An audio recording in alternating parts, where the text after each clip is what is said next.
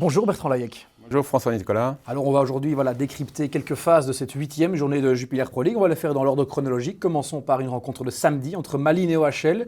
Une rencontre qui a lieu en début de partie. C'est la phase la plus longue directement. Ça commence dans une surface, ça termine dans l'autre. Du côté de Malines d'abord, on réclame un goal. On estime que la balle a franchi la ligne. Et sur la phase qui suit, il va y avoir un penalty sifflé pour OHL. Pas dans l'immédiat, puisque c'est le VAR qui va faire signe à l'arbitre Nathan Verbomen qu'il doit aller voir les images. Comment est-ce que vous analysez un petit peu l'entièreté de cette phase? Car on sait que l'entraîneur de Malines s'en est plaint après la rencontre. Déjà, dans un premier temps, on a une situation particulièrement complexe pour le corps arbitral aujourd'hui à juger, c'est-à-dire si le ballon a franchi entièrement ou pas la ligne de but. Donc ça, aujourd'hui, en fonction des éléments que l'on a et des outils que l'on a à notre disposition, c'est quasiment impossible de savoir si le ballon a entièrement franchi la ligne. Donc, partant de ce principe-là, l'assistance vidéo, qui est le seul recours, va valider la décision terrain, à savoir de ne pas justement valider ce but. Et donc, dans la continuité de l'action, on a une phase qui est assez typique pour un arbitre, c'est-à-dire une phase de penalty où clairement l'attaquant est touché, le ballon n'est jamais joué, donc la décision technique de penalty s'imposait. Et comme ça a été modifié il y a quelques années, cette notion de double peine qui a été réduite, donc lorsque cette faute intervient dans la surface de réparation et que l'attaquant avait une nette chance de marquer un but, si le défenseur essaye de jouer le ballon, et c'est dans le cas précis le cas, la sanction n'est plus une carte rouge, mais une carte jaune. On le rappelle, il n'y a pas de goal line technologie en Belgique, donc on ne sait pas savoir si la balle a franchi la ligne. Dans ce cas-là, l'action continue. Et une bonne intervention du VAR, c'était Kevin Van Damme. Tout à fait. Bonne intervention d'appeler Nathan Verbomen pour lui dire qu'effectivement, il doit aller voir les images. Tout à fait. Excellente intervention du VAR et excellente décision finale, à savoir un penalty et une carte jaune. Alors on va passer à une autre phase de ce week-end, c'est une phase de dimanche, le topper entre Anderlecht et le club de Bruges. En début de rencontre, il y a une main de Philippe Zinkernagel, le joueur du club de Bruges. Il touche la balle, en tout cas du bras, dans la surface. La phase va être rapidement analysée par l'arbitre et par le VAR. Pas de pénalty. Est-ce qu'ici, c'est une bonne décision? C'est une excellente décision. L'UEFA a d'ailleurs, en début de saison, mis en place une nouvelle approche au niveau des contacts de bras. Et là, on est dans l'exemple typique où un défenseur joue le ballon, clairement, et par maladresse et par déflexion, par déviation, le ballon va sur le bras qui est en position illicite. Comme ce défenseur a lui-même joué le ballon sur son propre bras, donc il n'y a pas d'offense, il n'y a pas de faute de main, donc le jeu devait continuer et à juste titre, Laurence Visser n'a pas sanctionné cette main. Ça, c'est une situation très claire. On ne devrait peut-être même plus revenir sur ce genre de faute de main. Oui, tout à fait. On a eu d'ailleurs la même situation à la Gantoise hier soir également contre Penn, où on a un défenseur qui, en taclant, dévie le ballon sur son propre bras. Et donc, à juste titre, là aussi, l'arbitre n'a pas sifflé de pénalty. Ça devient en effet plus simple d'analyser cette situation pour l'arbitre, plus factuel.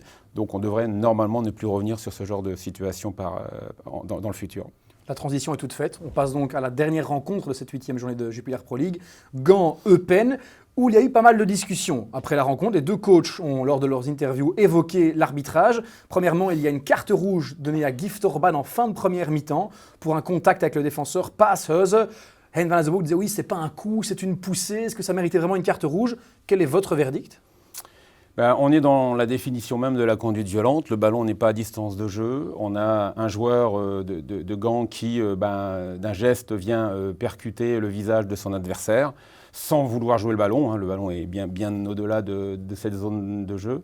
Donc, justement, l'arbitre va sortir le carton rouge. On doit noter quand même là le parfait travail du quatrième assistant qui a analysé totalement la situation et qui a donné un input très rapide à l'arbitre qui a pu, de par sa position, donner cette carte rouge parce que personnellement il ne l'avait pas vu et c'est le quatrième qui lui a apporté cette indication importante.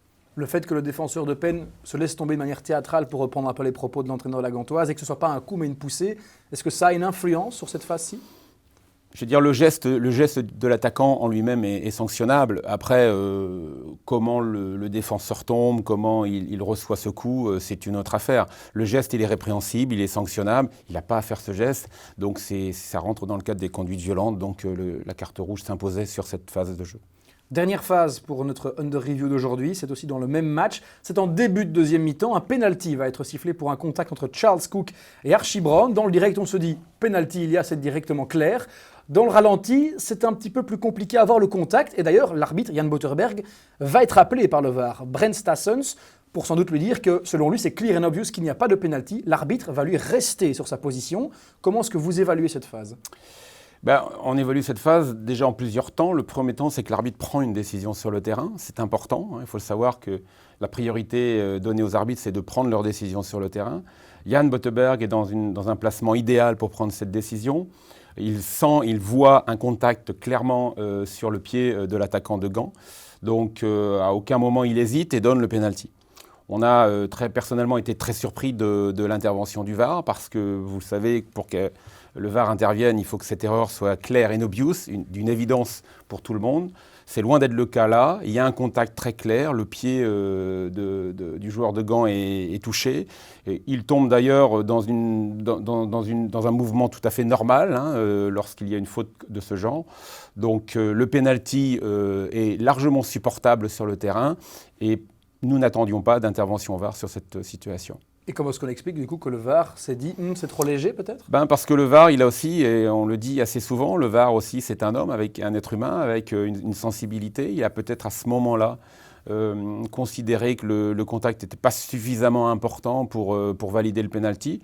Il s'est trompé tout simplement et donc il faut savoir qu'aussi qu'un VAR peut se tromper, même devant un écran, même avec des ralentis.